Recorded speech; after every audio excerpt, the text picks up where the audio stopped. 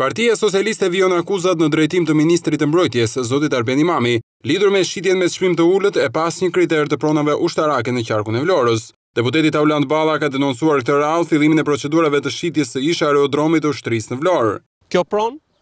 që dikur ishte aerodromi i ushtrisë në Vlorë, ka një sipërfaqe marramense, 302.400 metra katror, të cilën Arben Imami tashmë e ka bërë gati për ta shitur sipas vetë dokumentacionit që na ka vënë në dispozicion, ku tregohet sipërfaqja dhe komunikimi me Ministrinë e Ekonomisë për të filluar procedurën